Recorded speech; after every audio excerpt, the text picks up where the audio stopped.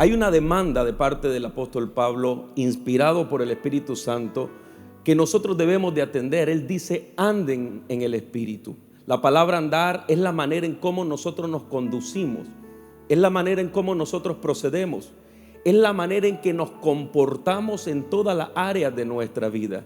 Y está escrito en un tiempo en el cual hay una demanda, una urgencia, una orden del Espíritu Santo. Anden de esta manera.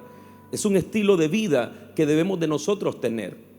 Y andar en el Espíritu, dentro de las muchas definiciones que podemos tener, es ajustar nuestra vida, nuestra manera de pensar, nuestra manera de actuar, la forma en que tomamos decisiones, la forma en que nosotros nos conducimos en cada área importante de nuestra vida. Todo esto conforme al diseño de Dios para cada uno de nosotros, guiados por el Espíritu Santo. Es aprender a permanecer en esa comunión que Dios quiere que nosotros tengamos con el Espíritu Santo de Dios. Es vivir atentos y velando a aquello que Dios quiere hablarnos y enseñarnos en todo tiempo. Y también andar en el Espíritu es dejar que Él gobierne nuestras vidas. Permitirle al Espíritu Santo dentro de nosotros que tome el control, que tome el timón de nuestra vida, para que nos lleve a cada uno de nosotros a tener esa imprenta en nuestro carácter, esa impresión en nuestro carácter, del carácter de Cristo que Él quiere desarrollar en nosotros. Porque cuando hablamos del fruto del Espíritu Santo, el modelo al cual nosotros estamos llamados a imitar y ser como Él es Cristo. Pero el apóstol está hablando y está diciendo que hay una lucha que se desarrolla dentro de nosotros. El deseo de la carne es contra el espíritu. Estos se oponen entre sí. Y desde el punto de vista espiritual, para cada uno de nosotros solo hay dos formas que nosotros podemos estarnos conduciendo en este tiempo. O estamos viviendo conforme al espíritu, o estamos viviendo conforme a la carne. No hay tal cosa como una mezcla que podemos coexistir con una vida en la cual somos guiados por el Espíritu Santo, pero a la vez nos permitimos ser guiados por la carne. Hay una definición que debe de haber dentro de nosotros.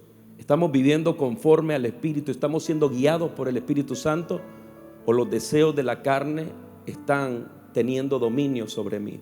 Cuando nosotros nos permitimos una vida guiada por el Espíritu Santo, comienza a ser manifiesto en la vida de cada uno de nosotros el fruto del Espíritu Santo, que hemos estudiado a lo largo de esta serie, manifestado en 9 virtudes. ¿Por qué son necesarios los frutos? Que sea evidente en nosotros que el Espíritu Santo está obrando, porque por nuestros frutos nosotros seremos conocidos, dice la palabra del Señor, tanto para con Dios como para con los hombres. Los frutos dan una manifestación, una evidencia de cuál es nuestra esencia y de dónde nosotros nos estamos alimentando. Al igual que el fruto de un árbol se produce debido a que el árbol está tomando sus nutrientes de la tierra, del aire y del agua. Cuando nosotros manifestamos qué fruto es el que está predominando en nosotros, si la obra de la carne o el fruto del Espíritu, es solamente una evidencia de dónde nos estamos alimentando. Jesús dijo que por nuestros frutos seríamos conocidos. Y la comunión con el Espíritu Santo, el permitirnos una vida en el Espíritu, andar en el Espíritu, va a producir ese fruto que el Padre quiere que nosotros produzcamos. Y de hecho, nuestra vida espiritual está llamada a ser una vida fructífera para con Dios. Cuando permitimos que el Espíritu Santo opere en nuestra vida, el fruto del Espíritu Santo será producido por una naturaleza espiritual. Usted no tiene que obligar a un árbol a dar frutos. De manera natural, cada árbol da el fruto que le corresponde a él.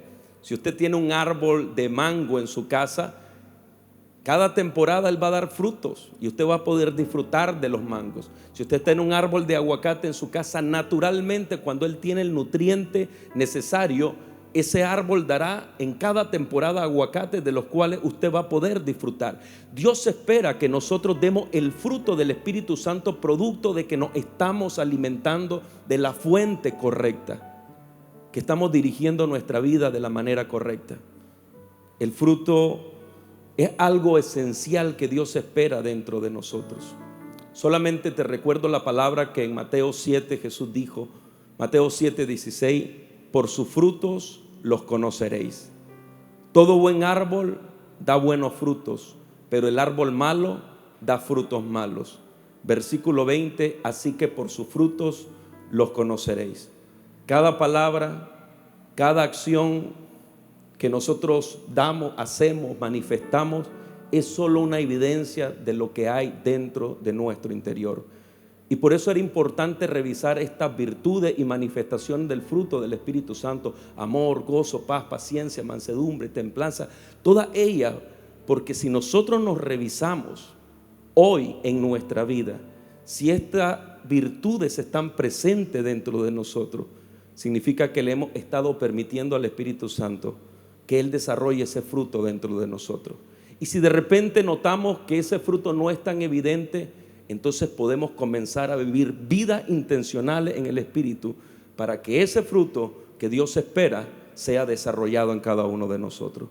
Y hoy, en este cierre de esta serie, queremos nuevamente recapitular cada una de esas virtudes, esas expresiones del fruto del Espíritu Santo dentro de nosotros, no solamente como un conocimiento, sino también una revisión personal, que cada uno de nosotros podamos ir viendo cuando los pastores estén hablando qué tan desarrollado está ese fruto dentro de nosotros. El verso 22 dice: mas el fruto del Espíritu es amor. La Biblia nos da a conocer, y lo hemos visto esto a lo largo de la serie que hemos estado estudiando, nos ha dado a conocer que el amor es la esencia de todo. Por eso leemos en Juan 3:16 cuando dice que de tal manera Dios amó al mundo, desde esa esencia, llevando a cabo su obra redentora para con la humanidad. Entonces nosotros tenemos que dirigir nuestra vida, conducirnos a lo largo de nuestra vida desde esa esencia. ¿Cómo estamos en relación al amor? ¿Qué es lo que hemos tomado de enseñanza para nuestra vida en relación a esta virtud, a esta característica del Espíritu, y qué se ha revelado de nosotros? ¿Cómo estamos en relación al amor? Porque si nosotros tenemos que dirigir nuestra vida desde el amor, solo hasta allí, valorando en nuestro amor para con Dios, ¿sabe que si nosotros dirigiéramos nuestra vida desde esa esencia, sería distinto? ¿Cómo dirigiría yo mi vida por causa de mi amor a Dios? ¿Cómo actuaría con los demás? ¿Cuál sería mis actitudes, mi manera de conducirme? Entonces, la esencia de todo. Por eso no es casualidad, decíamos en las enseñanzas, que en la lista que el apóstol Pablo hace en esta carta, ponga en primer lugar la virtud o la característica del amor. Entendemos a través de las Escrituras que todo procede del amor, que el amor es de Dios, que Dios es amor, y que desde esa perspectiva nosotros debemos de manifestar esa misma esencia. Dice el libro de Primera de Juan, capítulo 4, vamos a leer del verso 7 al 8. Amados, amémonos unos a otros, porque el amor es, ¿de quién es el amor? De Dios. El amor procede de Dios. Y dice, amémonos por uno a otro, porque el amor es de Dios. Todo aquel que ama es nacido de Dios y conoce a Dios. ¿Cuántos se están moviendo en el amor?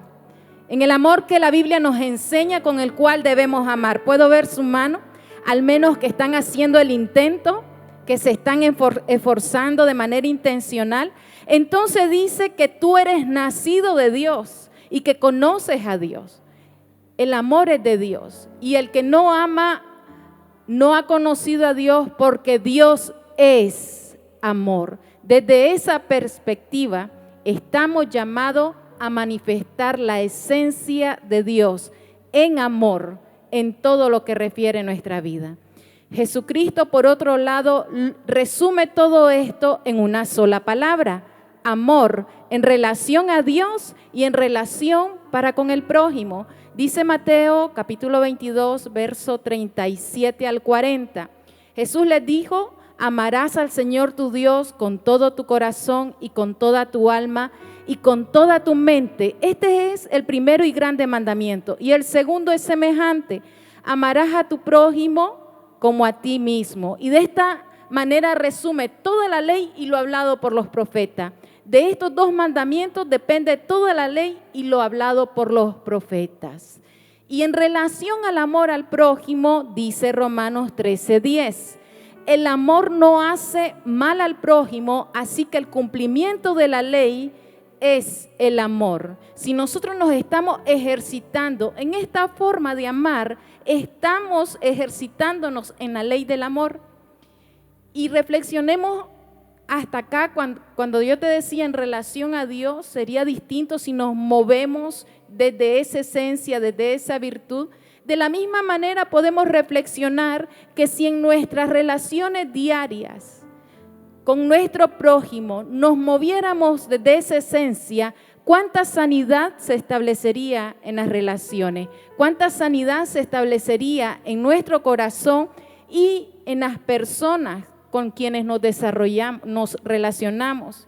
Me gusta cómo lo traduce Gálatas 5:22 en la versión Biblia, lenguaje sencillo, dice: en cambio, el Espíritu de Dios nos hace amar a los demás. Es decir, que en esa permanente comunión con el Espíritu Santo somos habilitados a relacionarnos de manera apropiada para con Dios y para con los demás. Y aquí debería de conducirnos al entendimiento de cuán importante es que permitamos que el Espíritu produzca en su fruto la virtud del amor. Pero ¿qué es el amor como esa virtud del fruto del Espíritu Santo?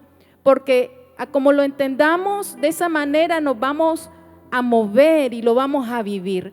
Si nos tomáramos el tiempo de consultar a algunos de los que estamos en este salón, ¿qué percibe, qué conoce, qué entiende del amor? Yo sé que vamos a tener diferentes conceptos y definiciones, y cada quien va a hablar desde lo que vivió, de lo que fue enseñado, de lo que vio, y sumamos que el mundo tiene muchos conceptos acerca de lo que amor es. Sin embargo, todos esos conceptos están muy lejos de lo que verdaderamente es amor a la luz de la palabra, aquella virtud que necesitamos que sea formado en nosotros.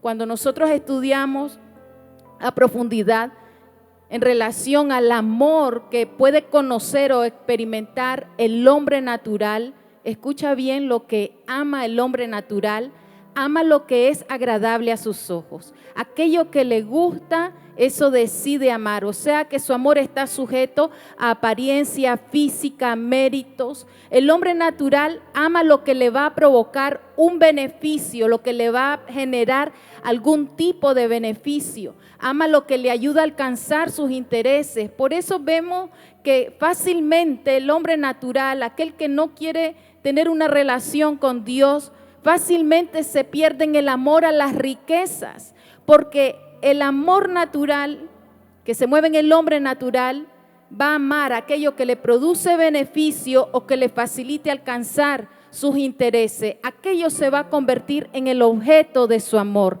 Es ahí donde vemos aquel egoísmo desmedido. También el hombre natural ama condicionalmente, pone condiciones. Y algo en que tiene que ser sanado, que tenemos que ser sanado, es en el amor propio, porque acordémonos que es la referencia de cómo amar al prójimo. Ama al prójimo como te amas a ti mismo. Sin embargo, el hombre que está desconectado de Dios tiene que ser sanado en el amor propio.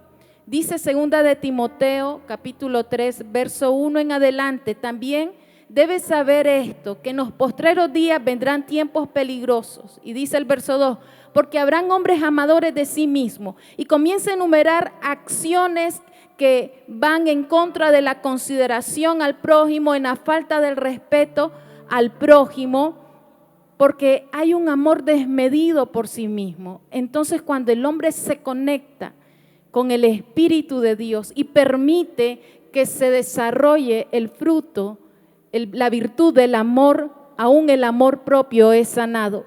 Por eso es importante, porque nos lleva a relacionarnos de manera apropiada para con Dios y para con el prójimo. ¿Y qué es el amor? Primera de Corintios 13 nos da un preámbulo, una definición acerca del amor. Dice el verso 1, si yo hablase lenguas humanas y angélicas y no tengo amor, vengo a ser como metal que resuena o címbalo que retiñe. Y comienza a enumerar hasta el verso 3 de un mover de dones en la persona, que si la base, si la esencia no es el amor, entonces no sirve de nada. Y cuando no está el amor, entonces detrás de eso está un interés egoísta. Y sigue definiendo, verso 4 al 6, lo que amor es. Y dice, es sufrido, es benigno, habla de la esencia y de lo que produce cosas buenas a la gente que le rodea. El amor no tiene envidia, el amor no es jactancioso, no se envanece, no hace nada indebido, no busca lo suyo, no se irrita, no guarda rencor, no se goza de la injusticia, mas se goza de la verdad. Todo lo sufre, todo lo cree, todo lo espera, todo lo soporta. El amor nunca deja de ser, pero las profecías se acabarán y cesarán, las lenguas y la ciencia acabará, pero el amor nunca va a dejar de ser. Pareciera imposible amar de esa manera, pero la palabra nos enseña que en nuestra unidad con el Espíritu, permitiéndole su obra en nosotros, será posible amar de esa manera. ¿Cuántos dicen amén? Y la Biblia, ese término amor, en el Nuevo Testamento es ágape en el griego, o agapao, que literalmente significa dejar de ser para que otro sea, morir para que otro viva. Y de esa forma nos describe Dios en su esencia, pero también nos describe la forma en que Dios nos ama. Dice Romanos 5:8, mas Dios muestra su amor para con nosotros, que siendo aún pecadores, o sea, cuando no queríamos saber nada de Dios, ni teníamos interés de Él, aún ahí continuaba amándonos, y Cristo murió por nosotros. Habla de la forma en que Dios nos ama. No merecíamos ser amados de esa forma, no hicimos nada para ser amado de esa forma, pero el ágape de Dios, que Él deja de ser para que otro sea, que Él muere para que otro viva, se ha manifestado en nosotros. Y no solo allí, sino que también ese amor es en el amor que estamos llamados a amar a Dios y amar a los demás. Y esto es únicamente posible dejando que la obra del Espíritu tome lugar en nosotros a medida que morimos. Pablo decía en Gálatas, verso 17, lo que hemos venido leyendo, 5:17, porque el deseo de la carne es contra el Espíritu y el Espíritu es contra la carne, y estos se oponen, no son compatibles. Un corazón lleno de odio para con el prójimo, lleno de amargura, no se puede establecer el amor ágape. Por eso dice el verso 24, pero los que son de Cristo han crucificado la carne con sus pasiones y deseos. Los que somos de Cristo, tú y yo somos de Cristo. ¿Cuántos me dicen amén? Ya hemos crucificado el odio, el resentimiento, el deseo de venganza, los malos pensamientos, todo aquello que se opone al amor. A medida que vamos renunciando a ello y crucificándolos, damos lugar a que produzca el fruto del Espíritu, el amor al cual hemos sido llamados a amar. Y allí se nos hace fácil movernos en el segundo y grande mandamiento. Amar a Dios es el primero sobre todas las cosas, con toda nuestra mente, nuestras fuerzas y nuestro corazón, el primero. Y el segundo, amar al prójimo. Y este amor nos va a ayudar a ser preservado en nuestra esperanza. Dice Hebreos 10:23 al 24. Mantengámonos firmes sin fluctuar la profesión de nuestra esperanza, porque fiel es el que lo prometió. Y considerémonos, es por causa de ese amor que está presente uno a otro, para estimularnos al amor y a la buena obra. Es decir, que ese amor va acompañado de acciones de amor. Surgen de nosotros y a la vez motivamos a otros que se muevan en ese amor. De manera que toda la iglesia y todo creyente, todo hijo de Dios va a mantenerse firme en la profesión de nuestra esperanza. Ese amor nos va a ayudar a perseverar perseverar hasta el fin. Primera de Pedro 3:8 dice, finalmente sed todos de un mismo sentir, compasivos, amándonos fraternalmente, misericordiosos y amigables. Rápidamente te digo, nos va a ayudar a amar a las personas que aún no conocen al Señor. Nos identificamos con aquel corazón de Jesús cuando vio a las multitudes y eran como ovejas sin pastor. Amamos lo que Dios ama y nos movemos en ese sentir de evangelismo, de predicar su palabra. Amamos a nuestros enemigos, nos movemos en ese mandamiento cuando Jesús dijo, yo les digo, amen a vuestros enemigos, porque es fácil amar a las personas que nos hacen el bien, pero también estamos llamados a amar a las personas que se nos oponen, y eso es posible gracias a la obra del Espíritu en nosotros. Amén. Otra virtud que es una manifestación del gozo, que es el gozo, que es una manifestación del fruto del Espíritu Santo, es el gozo. Y uno diría, esa es la más fácil, dice uno. Pero cuando nosotros entendemos en qué consiste el gozo, nos damos cuenta que cuando estamos en medio de una adversidad o una dificultad, nosotros podemos echar fácilmente de la fe, que es una virtud también del gozo, y apoyarnos en ella pero decir, estar en gozo en medio de una adversidad, de una necesidad, ¿por qué? Porque el mundo, la percepción que tiene de la palabra gozo es una percepción errónea, porque la asocia a bienestar, a fiesta, a algarabía, a que todas las cosas tienen que estar precisamente bien o tienen que estar alineadas para que yo pueda tener gozo. Pero sinceramente, cuando nosotros estudiamos la Escritura, vemos el nivel de relevancia que la Escritura le da a que un cristiano deba estar realmente gozoso. Solamente en el Nuevo Testamento, hace más de 70 veces menciona el gozo. Habla acerca de que necesitamos estar gozosos, porque una de las cosas que la Biblia nos enseña, nos muestra, es que ese gozo interno no está sujeto a las cosas externas, sino está sujeto, y es el resultado, es el producto de la comunión con el Espíritu Santo. Y es por eso que Santiago, en la epístola a Santiago, en el capítulo 1, versículo 2, Santiago lo presenta de esta forma. Porque necesitamos entender que el gozo en realidad no es un estado emocional, no tiene que ver con mis emociones, si yo estoy alegre, si yo estoy contento, si no. Mire lo que dice Santiago: hermanos míos, tened por sumo gozo cuando halléis en diversas pruebas. Y cuando uno lee esto, el primer análisis que uno dice, aquí como que hay algo que no combina gozo con prueba. No, lo menos que uno tiene cuando está en prueba, ¿qué cosa es? Uno dice, gozo. Porque, espéreme, lo que le quiero hacer ver es que gozo no tiene que ver con que usted todo el tiempo tenga una sonrisa en la cara. Eso no tiene que ver con gozo. Por eso dice, hermanos, tened por sumo gozo cuando halléis en diversas pruebas. Lo que quiere decir que en medio de cualquier circunstancia, cualquier adversidad, por muy difícil que nosotros nos tocara atravesar, lo correcto sería que nosotros no perdiéramos ese gozo por causa de la comunión con el Espíritu Santo. La pregunta que usted se pudiera hacer en esta noche es, ¿de dónde viene? ¿Cómo viene? ¿De dónde se genera? Y en Romanos 15, versículo 13 dice, y el Dios de esperanza os llene de todo gozo, os llene de todo gozo. ¿Quién nos llena de gozo? Diga conmigo, Dios. Dios nos llena de gozo. Entonces el gozo proviene de Dios y es el resultado de la comunión con el Espíritu Santo. ¿Y cuál es la medida que deberíamos tener según este versículo? Os llene de todo gozo. Deberíamos estar llenos de gozo, sin importar la circunstancia, la adversidad que estuviéramos pasando. Y ya le explico por qué. ¿Por qué? Porque la comunión con Dios produce gozo. Aquellos que tienen comunión con Dios, la comunión con Dios va a producir, va a generar gozo en nosotros.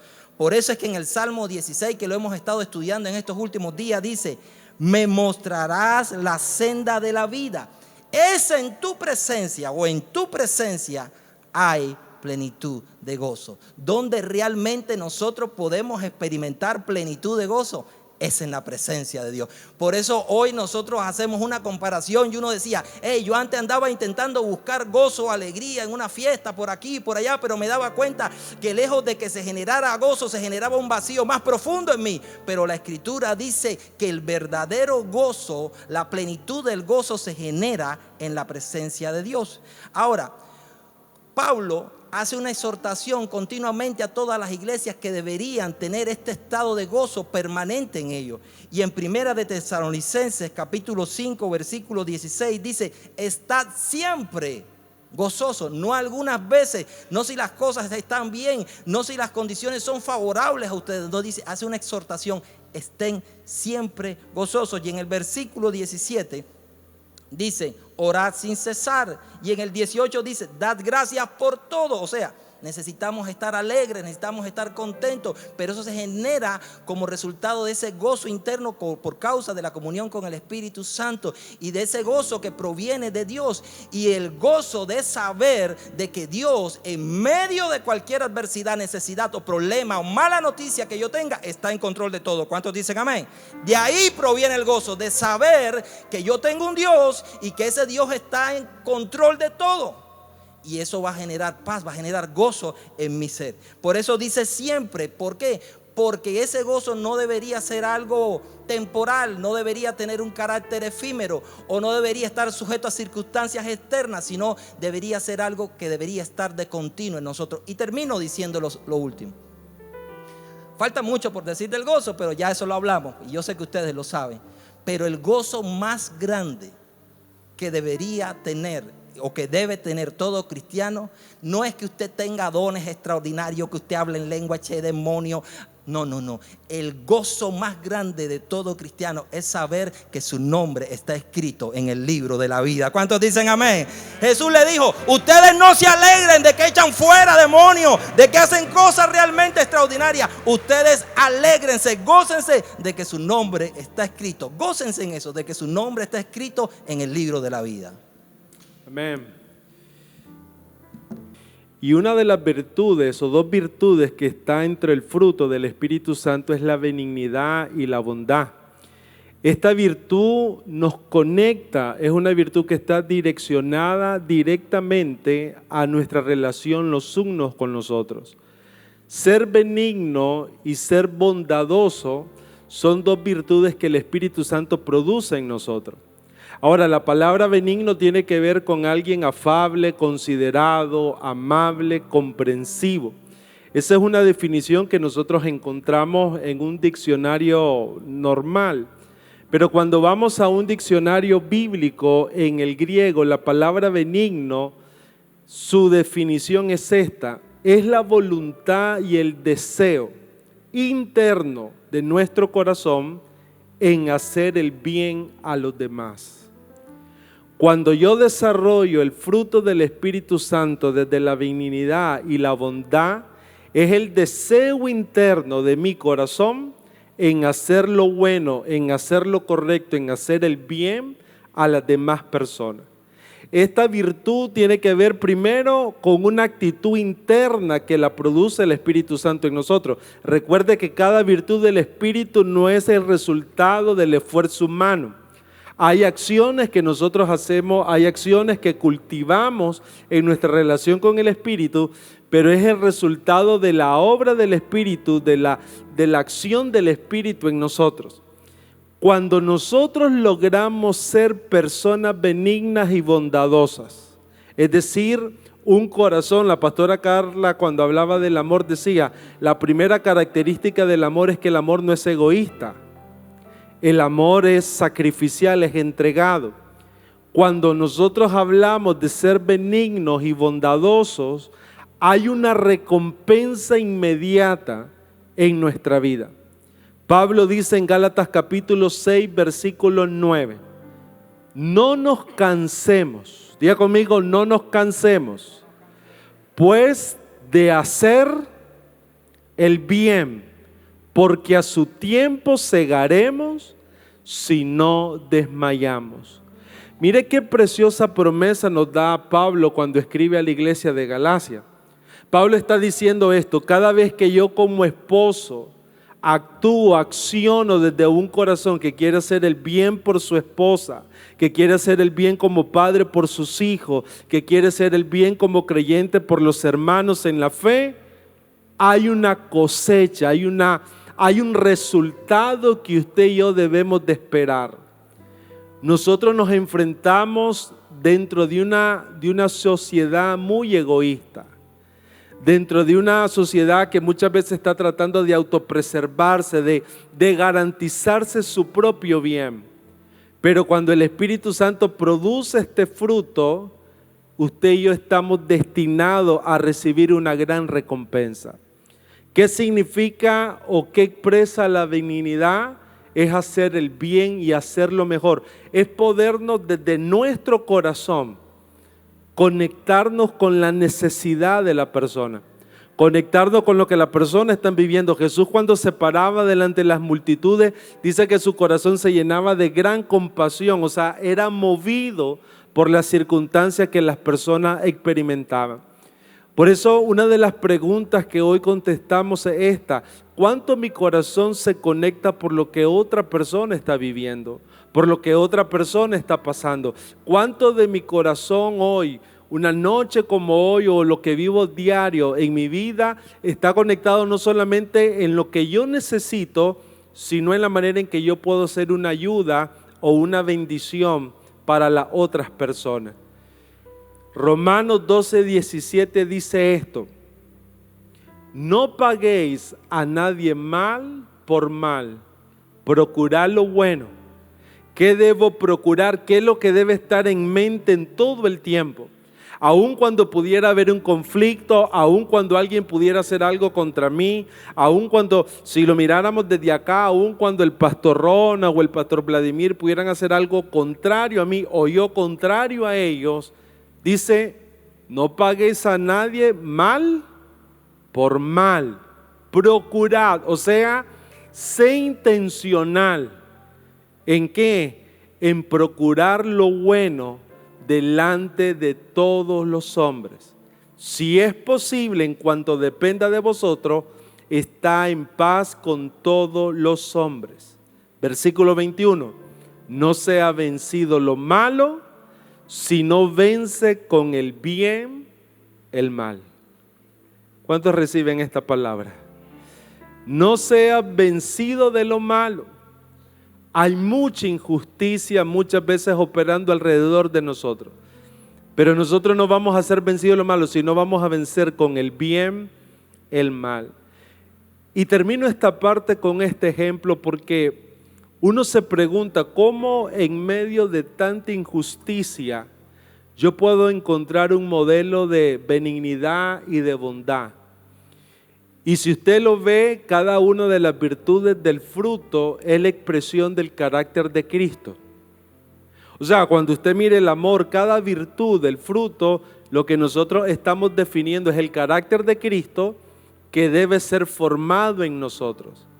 Si yo quiero conocer la benignidad y la bondad, yo necesito primeramente ver a Dios.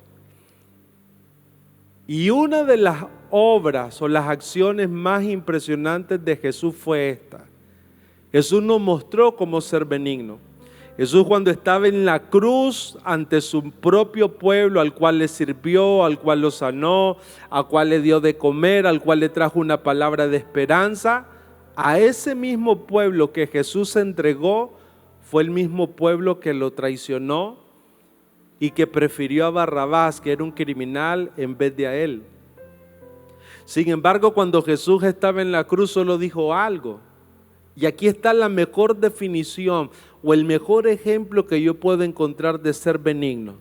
Jesús dijo: Señor, perdónalos porque no saben lo que hacen. Y se entregó a sí mismo. La benignidad tiene que ver con sacar el egoísmo de nuestro corazón. Tiene que ver con lo que también decía Pablo: no seamos vencidos de lo malo, sino venzamos con el bien el mal. Dígale que está a su lado: te estás transformando. Pero dígaselo con fe: te estás transformando. Porque precisamente la obra del Espíritu Santo en nosotros es formar el carácter de Cristo. Y si es formar el carácter de Cristo, cada día nos tenemos que parecer menos al hombre anterior y parecernos a Jesucristo. Amén. Porque al final ese es el objetivo del proceso. Nosotros en nuestra relación con el Espíritu Santo tenemos que manifestar en esa relación el fruto del Espíritu. Hablando de paciencia, diga conmigo paciencia. ¿Cuántos tienen mucha paciencia? Levante su mano. Dale pues.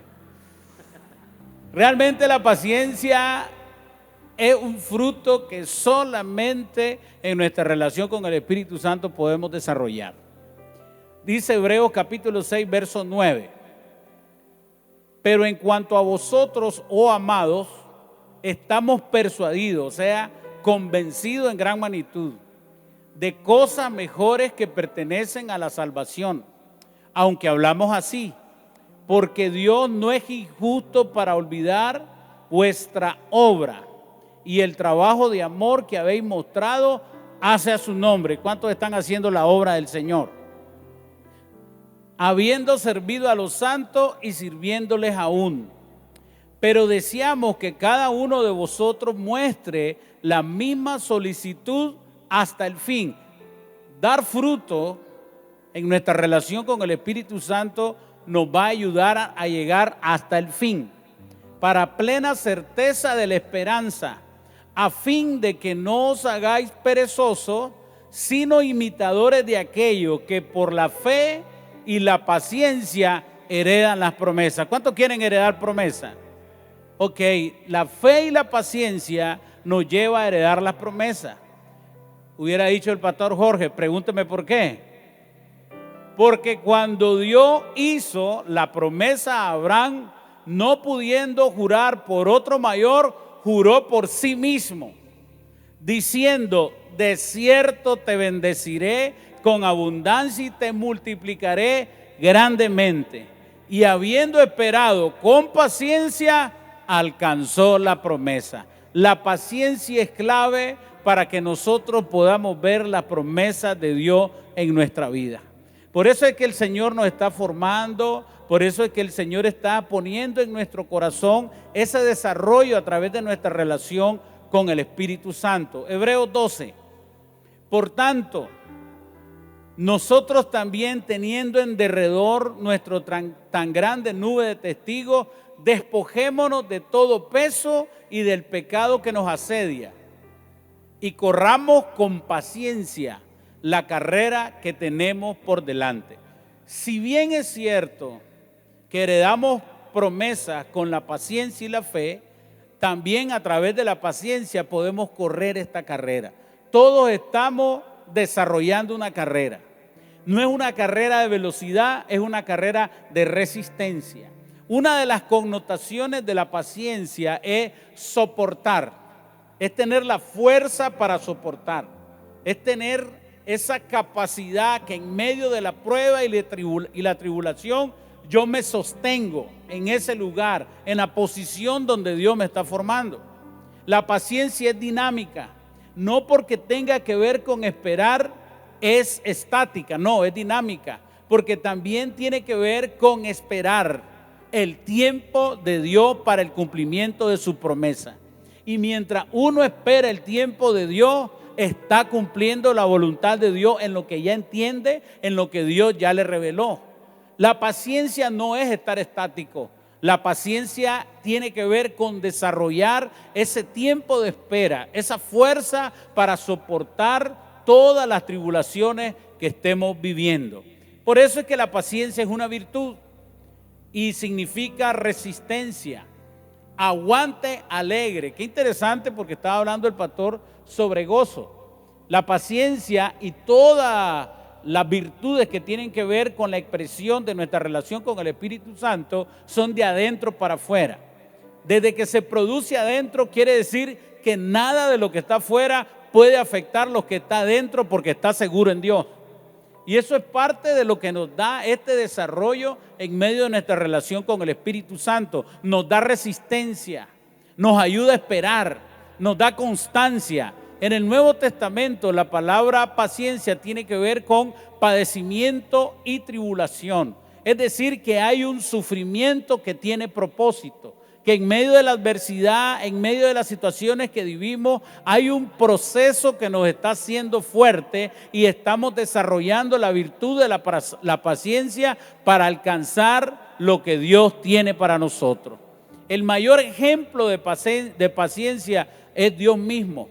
Romanos capítulo 2, verso 4 dice: o menospreciáis la riqueza de la benignidad, paciencia y longanimidad, ignorando que su benignidad es la que nos guía al arrepentimiento. Sin la paciencia de Dios en medio de las circunstancias que vivíamos, en medio de nuestros delitos, de nuestro pecado, antes de conocer a Cristo, no hubiéramos llegado hasta donde hoy estamos. Si Dios no nos hubiera visto con paciencia, ninguno de nosotros hubiera podido alcanzar lo que hoy ha alcanzado. Dios tuvo paciencia con nosotros. Ahora, así como Dios es paciente con nosotros, también nosotros debemos de ser pacientes con el prójimo. Y es ahí una de las mayores pruebas que nosotros vivimos, porque hay mucho prójimo que cuesta ser paciente con él. Entonces, si usted quiere desarrollar paciencia, cásese. No, amén. Pero sí, es un ámbito donde se desarrolla paciencia.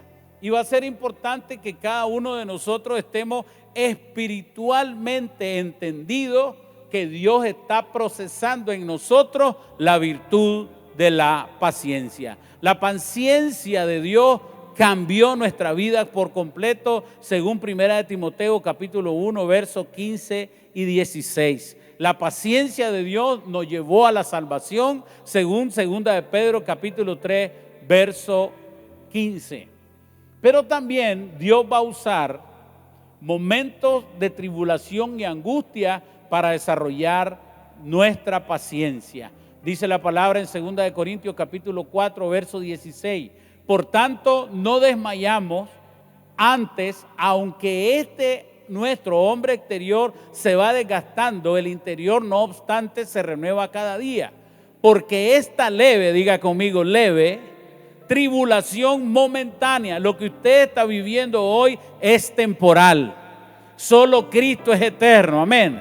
Esta leve tribulación produce en nosotros un cada vez y más excelente peso de gloria, amén. ¿Cómo desarrollamos paciencia? Aprendiendo del carácter de Dios, es decir, conociendo a Dios. Si queremos nosotros desarrollar paciencia, tenemos que tener un involucramiento profundo con Dios. Eso es intimidad con Dios. Por esa razón, una vez que nosotros somos y nos desarrollamos en el carácter de Dios, va a ser más sencillo ser paciente con los demás. Asimismo, entramos a lo que es la fe. Diga conmigo, paciencia y fe van de la mano en lo que tiene que ver con la manifestación y con la forma de aplicación en nuestra vida. Hebreos capítulo 11, verso 1 dice: es pues la fe, la certeza de lo que se espera y la convicción de lo que no se ve. Porque por ella alcanzaron buen testimonio los antiguos. Por la fe entendemos haber sido constituido el universo por la palabra de Dios. De modo que todo lo que se ve fue hecho de lo que no se veía. La palabra fe es traducida como una firme persuasión, como una convicción basada en lo que hemos creído y oído de Dios. Es confianza, es seguridad de las promesas de Dios. Así que, solo para cerrar, quiero decirle esto. Todos tenemos una medida de fe. Dios nos proveyó a cada uno la capacidad inicial para creer. Romanos 12:3. Digo pues, por la gracia que me es dada, a cada cual que está entre vosotros, diga conmigo yo, que no tenga más alto concepto de sí mismo que el que debe tener, sino que piense de sí con cordura, conforme a la medida de fe que Dios repartió a cada uno. Esta leve tribulación es momentánea. Entienda que en medio del proceso usted crecerá en dos virtudes, en fe y paciencia y heredará las promesas del Señor. Amén. Y el apóstol Pablo en esta numeración de las virtudes que el Espíritu Santo desarrolla en nosotros como un fruto, termina hablando acerca de la mansedumbre y la templanza. Y estas dos virtudes son como un sello, porque a través de la mansedumbre nosotros aprendemos a relacionarnos y reaccionar correctamente para con las demás personas sin pecar, y a través de la templanza, que también se conoce como dominio propio, nosotros aprendemos a tener dominio sobre nuestra propia naturaleza y no pecar. Y el apóstol, no sé si fue adrede que puso esto al final, pero es como un sello, porque en esta carrera de fe que cada uno de nosotros tenemos que aprender a tener dominio y control sobre nuestra propia naturaleza para poder terminar bien. Dios nos dio autoridad para gobernar en esta tierra.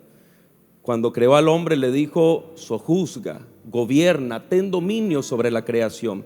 Y el hombre ha sido muy bueno para tener dominio sobre la naturaleza. Hemos sabido dominar el aire, dominar las aguas, las fuerzas que produce la tierra para crear energía geotérmica.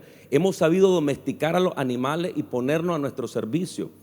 Pero al hombre como tal le ha faltado tener dominio de sí mismo. Y nosotros como hijos de Dios necesitamos ser guiados por el Espíritu Santo para poder tener dominio sobre esta naturaleza.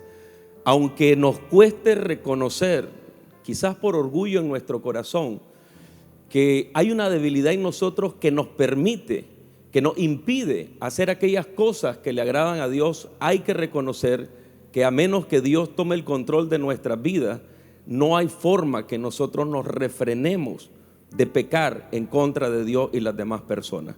Por eso algo que el Espíritu Santo quiere cultivar en nosotros es que aprendamos a tener dominio, tanto en la forma como nos relacionamos con las demás personas, como el dominio propio que Dios quiere que tengamos.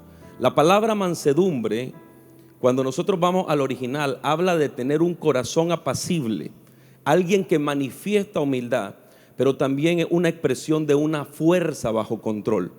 Es como cuando un animal silvestre que tiene gran fuerza y gran poder es domesticado. Usted tome un elefante, tome un buey, tome un caballo, tienen gran fuerza, gran poder, gran ímpetu, tienen mucha vitalidad, pero llega un momento que la persona que lo toma lo logra domesticar, y ese animal, a pesar de que es tan fuerte, logra ser adiestrado y a poder actuar conforme a la palabra que se le da. Cuando vemos este ejemplo, esta ilustración de lo que significa mansedumbre, es poder bajo control. Y cada uno de nosotros tiene un gran poder dado por Dios. A través de nuestra palabra hay poder de vida y de muerte, dice la palabra del Señor. Y Dios nos ha dado un poder de poder elegir también. Dios nos dice: he aquí pongo delante de ti la vida y la muerte, la bendición y la maldición, escoge tú. Te he dado poder para que tú puedas tomar las decisiones que van a determinar el rumbo de tu vida. Por eso es que Jesús dice en Mateo 11:29: aprendan de mí, yo soy manso y yo soy humilde de corazón. Y nadie puede negar que Jesús tenía gran poder.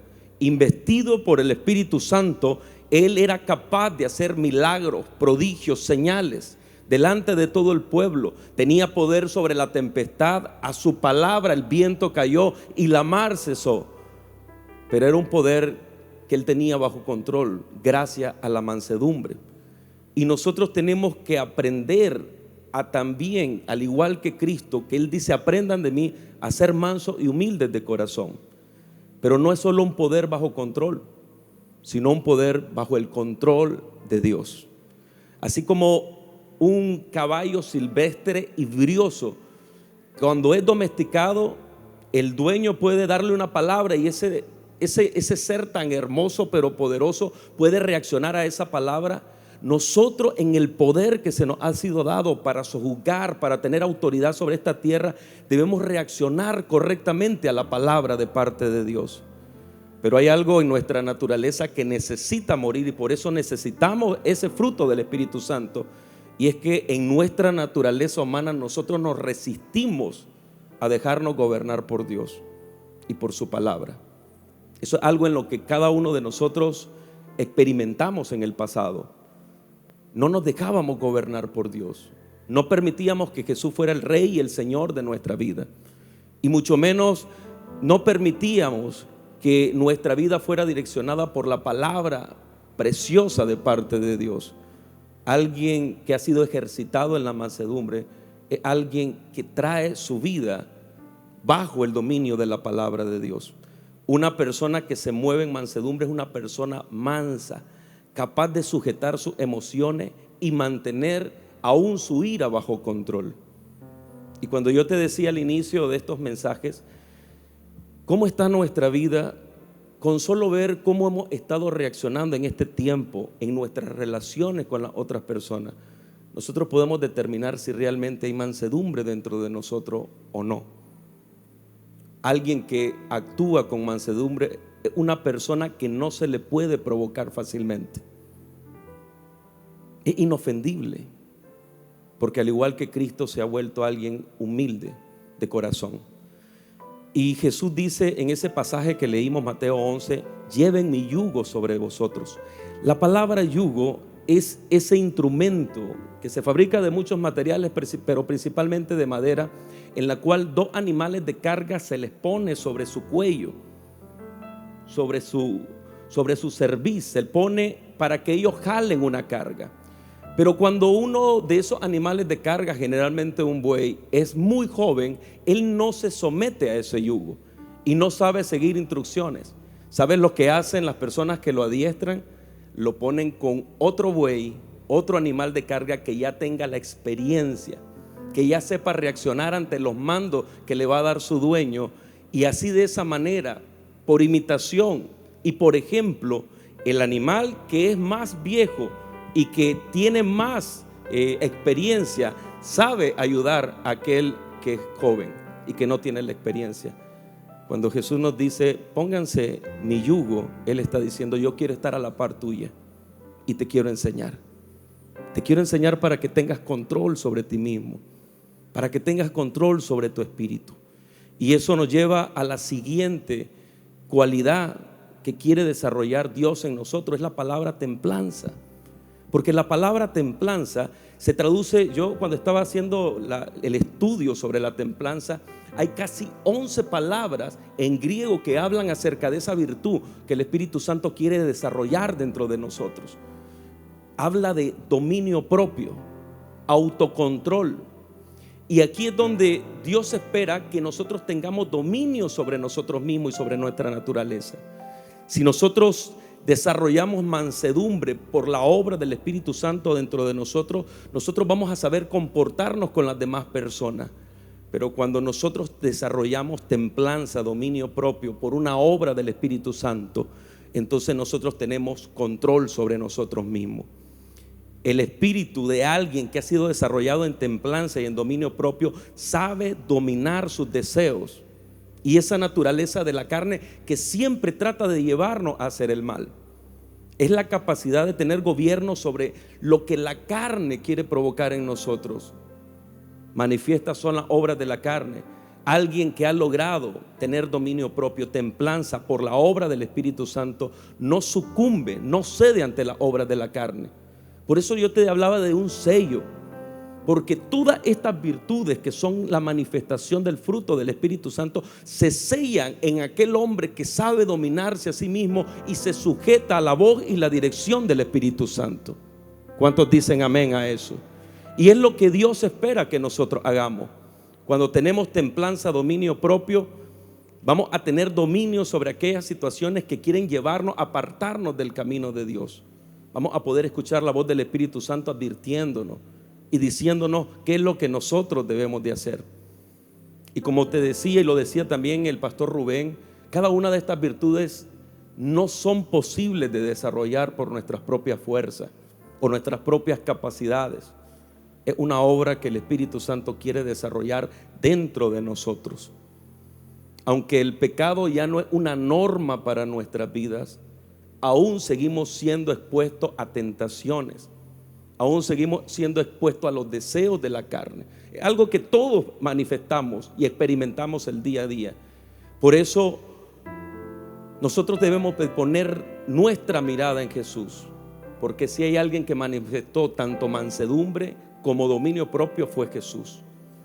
Él tenía control cuando estaba siendo rodeado de personas que lo querían matar, y sale Pedro en su defensa y le corta la oreja a uno de los siervos del sumo sacerdote, y Jesús le dice: Pedro, no haga eso. ¿Acaso no sabes que yo tengo autoridad y poder? Y si yo le pido al Padre, Él puede mandar 12 legiones de ángeles ahora mismo que vengan y me asistan. Pero aún teniendo todo ese poder, Él no hizo uso de él, sino que se sujetó en mansedumbre. ¿A qué? A la obra y la voluntad del Padre, que era necesario que así sucediera. Pero también vemos a Jesús teniendo dominio propio en el momento de la tentación, cuando fue llevado al desierto por el Espíritu y fue tentado por el mismo Satanás. Satanás le dice: si eres el Hijo de Dios, haz que esas piedras se conviertan en pan y come de ella. Sabía que en su naturaleza había hambre después de 40 días de ayuno, después de 40 días y noches de ayuno. Pero él supo sujetar su naturaleza, tuvo dominio propio, y él no hizo ni lo que él quería, ni lo que Satanás le estaba incitando a ser tentado. Él hizo la voluntad del Padre. Por eso es que 2 de Timoteo 1:7, aquí voy cerrando, dice que Dios no nos ha dado un espíritu de cobardía, sino que nos ha dado un espíritu de poder, de amor y de dominio propio, de templanza. Dios quiere que este fruto sea desarrollado en la vida de cada uno de nosotros, manifestado en estas 9 virtudes. 7, 9, ahora ya me perdí. 9 virtudes. Dios quiere que cada una de ellas sea algo manifiesto para con Él y para con las demás personas. Pero necesitamos tener gobierno sobre todo aquello que Dios nos ha dado. Permitirle a Él que Él gobierne. Vivir bajo la dirección de su palabra y bajo la dirección del Espíritu Santo. Gobernar nuestra propia naturaleza, la carne que diariamente va a estar tentándonos. Esa concupiscencia que aún está dentro de nosotros. Pero con la ayuda del Espíritu Santo vamos a poder cerrar esta carrera con gozo. Dice 1 Corintios 9:25: todo aquel que luche, nosotros estamos en una lucha de la fe, en una carrera de la fe. De todo se abstiene. Esa palabra se abstiene, ejerce dominio propio, ejerce templanza. Ellos a la verdad para recibir una corona corruptible, pero nosotros una corona incorruptible. Dice Pablo: así que yo de esta manera corro, no como a la aventura. De esta manera peleo, no como quien golpea el aire, sino que golpeo mi cuerpo y lo pongo en servidumbre. Hay dominio en mí sobre mi propio cuerpo, no sea que habiendo sido heraldo para otro, yo mismo venga a ser eliminado. Hay una carrera de la fe y hay una lucha de la fe que cada uno de nosotros estamos corriendo y estamos peleando día a día. Dios quiere fortalecernos, y a través de la obra del Espíritu Santo y el desarrollo de este fruto en nosotros, cada uno terminará esta carrera bien delante de Dios. ¿Cuántos pueden decir amén?